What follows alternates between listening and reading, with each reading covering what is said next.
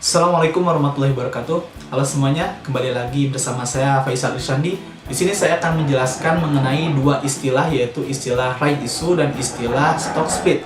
Nah, apa kira-kira right issue ini, kemudian apa kira-kira stock split ini akan kita jelaskan di video kali ini. Nah, kita akan bahas mengenai istilah yang pertama dulu. Istilah pertama yaitu mengenai right issue. Apa right issue itu? Di sini disebutkan right issue adalah hak yang ditawarkan oleh perusahaan kepada pemegang saham lama untuk memiliki terlebih dahulu saham yang baru dikeluarkan. Jadi right issue itu seperti kegiatan mengeluarkan saham baru ya. Perusahaan itu mengeluarkan saham baru, kemudian saham baru tersebut diprioritaskan ya untuk diberikan kepada para pemegang saham yang lama dengan 1:2. Jadi misalkan saya itu investor lama dan perusahaan itu mengeluarkan right issue atau saham baru, mereka akan memprioritaskan kepada saya terlebih dahulu. Jika saya membelinya tuh pada saham yang pertama tuh 1 lembar saham, maka saya akan ditawarkan 2 lembar saham untuk yang baru dengan harga mungkin bisa sama ataupun lebih murah. Itu tergantung dari peraturan perusahaan nanti ketika mengeluarkan saham yang baru. Kalau lebih murah berarti lebih murah, kalau sama ya harganya sama. Tapi kita lebih diprioritaskan gitu untuk mendapatkan saham itu terlebih dahulu dengan 1:2 biasanya ya, tapi beda-beda untuk setiap perusahaan. Kemudian untuk tujuan dibentuknya right issue ini tuh yaitu untuk sumber dana modal untuk perusahaan, karena perusahaan itu memerlukan modal untuk misalkan perusahaan itu dalam keadaan mendesak memerlukan modal misalkan, jadi keluarkan right issue tersebut. Dan tujuan yang lainnya juga yaitu untuk mempertahankan kepemilikan dari saham perusahaan bagi para investor ya. Ini pun juga bisa disebut kompetisi juga ya, karena kan apabila investor tidak membeli right issue ini, mereka akan kehilangan sekian persen kepemilikan saham mereka ya. Dan mungkin akan lebih rendah atau lebih bawah kepemilikannya daripada para investor yang baru, dikarenakan mereka tidak membeli right issue ini ya, atau tidak mengikuti right issue yang baru ini. Mengapa demikian? Karena kalau misalkannya tuh ya, misalkan tuh saya tuh kan harusnya tuh dapat tuh 3 lembar saham, tapi karena kita tidak ikut, jadi saya 1 lembar saham, 2 lembar saham selanjutnya akan dipegang oleh investor baru. Itulah yang disebut dengan mempertahankan kepemilikan. Oke. Jadi ada beberapa opsi yang bisa dipilih oleh para investor atau pemegang saham. Yang pertama tuh mereka bisa mengikuti atau membeli right issue tersebut untuk mempertahankan kepemilikan mereka ya, kepemilikan saham mereka, ataupun mereka dapat menjual mungkin ya, ataupun tidak membeli ya, menjual hak mereka kepada investor baru. Karena ketika kita diprioritaskan untuk membeli saham yang baru oleh perusahaan itu, jadi tidak akan diberikan kepada investor baru tapi yang lama dulu, itu disebut dengan hak right issue ya. Jadi kita itu menjual hak right issue kita kepada investor yang baru. Itu contohnya ya. Kemudian kita akan menjelaskan mengenai kelebihan dan kekurangan right issue ini. Kelebihan dari right issue ini yaitu untuk mendapatkan suntikan modal bagi perusahaan. Jadi perusahaan itu mendapatkan modal dari para investor gitu, karena dengan diadakannya right issue ini, mereka pun akan mungkin bisa berlomba-lomba ataupun ingin mempertahankan kepemilikan mereka dengan membeli saham yang baru gitu kan ya. Kemudian kelebihan selanjutnya yaitu untuk membantu laporan keuangan untuk bisa menjadi sehat gitu kan ya. Kenapa bisa menjadi sehat? Karena suntikan dana modal ini tuh dari pendapatan ya, suntikan dana modal dari right issue itu bisa dijadikan istilahnya tuh bisa dijadikan pengurangan beban kepada laporan keuangan ini, sehingga laporan keuangannya itu sehat gitu ya. Itu adalah salah satu kelebihannya. Kemudian kekurangan untuk right issue ini adalah kurang disukainya oleh para investor. Kenapa tidak disukai oleh mereka?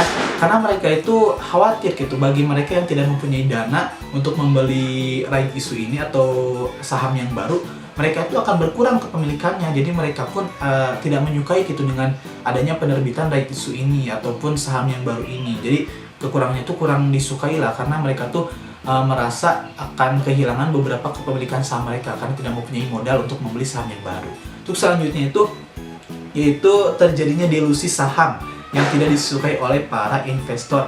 Yaitu delusi saham itu misalkan tuh seperti menurunnya harga saham sehingga kepemilikan saham yang sebelumnya itu berkurang gitu, karena adanya delusi saham, karena sudah banyaknya saham yang beredar mungkin dan sebagainya, sehingga terjadinya delusi gitu kan ya, dan penurunan harga.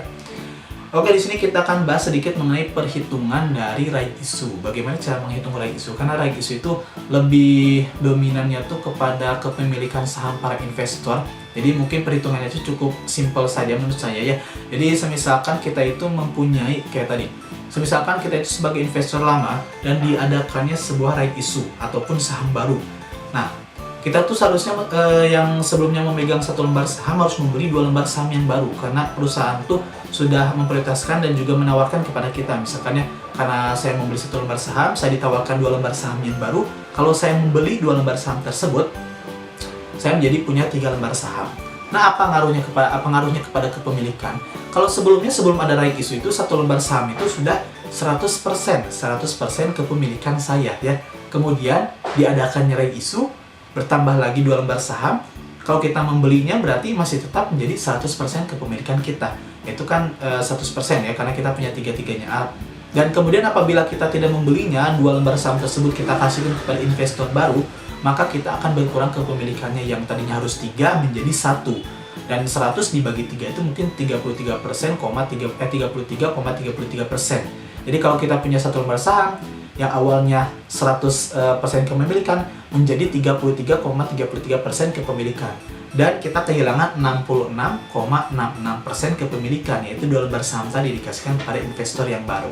Itu mungkin perhitungan sederhana dari right issue ini ya, dimana para investor itu kehilangan sebagian kepemilikan mereka karena tidak mengikuti right issue tersebut.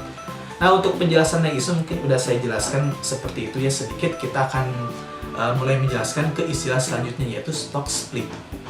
Oke, kita akan masuk ke pembahasan selanjutnya, yaitu mengenai istilah stock split. Nah, apa sih stock split itu ya? Dalam pengertian sederhananya mudah saja, yaitu stock split itu adalah pemecahan nilai saham, di mana tujuannya itu yaitu untuk menambah jumlah saham yang beredar, kemudian mengurangi harga saham per lembarnya, sehingga orang-orang tuh lebih tertarik karena melihat harganya sahamnya itu lebih murah dan ramai kembali di pasar saham tersebut. Itulah tujuan dari diadakannya stock split dan istilah dari stock split. Akan tetapi walaupun nilai sahamnya dipecah ya, kemudian harga per lembarnya berkurang, tapi tidak mengurangi jumlah modal yang di store kita, jadi tidak mengurangi. Jadi misalkan tuh contohnya tuh kan bagi beberapa investor mungkin agak kaget karena harga sahamnya tuh tiba-tiba turun dengan adanya stock split, pemecahan yang tadi. Tiba-tiba harga saham turun dan saham juga makin banyak beredar karena ada pemecahan jumlah saham juga. Nah, di sini tuh misalkan saya tuh mempunyai saham tuh 1 lembar dengan harga 40.000. 1 lembar dengan harga 40.000 sebelum diadakannya stock split. Kemudian diadakannya stock split karena perusahaan itu menilai gitu kan ya, kalau melihat tuh ataupun melihat juga bahwa di pasar saham tuh makin sepi saham mereka tuh, kemudian mereka juga ingin menambah jumlah saham yang beredar gitu, diadakanlah stock split yang tadi pemecahan, yaitu pemecahannya tuh 1:5. Jadi walaupun misalkan tuh 1:5 tuh berarti yang awal harganya tuh 40.000 dipecah menjadi 5 bagian, yaitu menjadi 8.000 harganya tuh ya. Dengan harga 8.000 tersebut kan investor tuh mungkin ada yang kaget, yang belum tahu tuh tiba-tiba kaget karena harga per lembarnya itu tiba-tiba menjadi 8.000, sementara dia tuh membeli itu dulu tuh 1 lembar tuh 40.000. Tapi tenang saja, karena stock split itu tidak mempengaruhi modal yang di store. Jadi kalau kita mempunyai 1 lembar saham dengan harga 40.000, kemudian diadakannya stock split dengan perbandingan 1:5, yang awalnya 40.000 menjadi 8.000, jadi kita juga yang awalnya mempunyai 1 lembar saham itu berubah menjadi 5 lembar saham. Jadi tenang saja ya, walaupun dengan diadakannya stock split ini tidak akan mengurangi modal kita dan lain sebagainya, ataupun investasi kita tidak akan berkurang juga, karena menyesuaikan juga yang awalnya tadi 40.000 menjadi 8.000, yang awalnya 1 lembar saham menjadi 5 lembar saham. Itu contoh dari stock split dan bagaimana cara penghitungannya cara penghitungan stock split tersebut. Kemudian di sini juga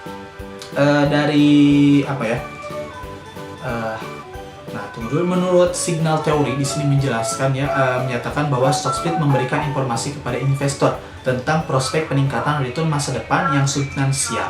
Kemudian dalam teori ini juga perusahaan menilai harga saham terlalu tinggi sehingga mereka tuh mengurangi harga saham tersebut untuk menarik para investor dan menarik juga pembeli di pasar investasi. Maaf ya kalau ini agak sedikit berisik, ada yang berjualan. Nah, ini adalah sedikit penjelasan mengenai stock split tadi ya. Itu stock split, kemudian tujuan diadakannya stock split, kemudian bagaimana perhitungan stock split tersebut. Nah, dari stock split juga kita bisa menilai atau melihat juga keuntungan yang didapat oleh perusahaan, di mana perusahaan tuh bisa meramaikan kembali pasar saham mereka, kemudian ya menarik para investor baru gitu dengan diadakan stock splitnya, karena kan investor juga mungkin lebih tertarik ya apabila harga sahamnya tuh lebih murah gitu dari sebelumnya gitu kan ya. Walaupun ya murah tuh bukan intinya turun, cuman murah tuh dengan diadakannya stock split ya, bukan turun dan sebagainya, cuma lembar sahamnya tuh dipecah, harganya juga dipecah gitu kan ya. Jadi untuk menarik lagi minat para investor, itu mungkin kelebihannya ya, keuntungannya juga. Oke, mungkin itu saja penjelasan dari saya mengenai kedua istilah tadi, yaitu istilah right issue dan kemudian istilah stock split. Semoga saja bermanfaat. Kita akan jelaskan materi apa selanjutnya, entah mungkin kita akan lanjutkan di next video. Thank you so much for watching this video, dan terima kasih untuk semuanya yang menonton. See you next time. Assalamualaikum warahmatullahi wabarakatuh. Dadah.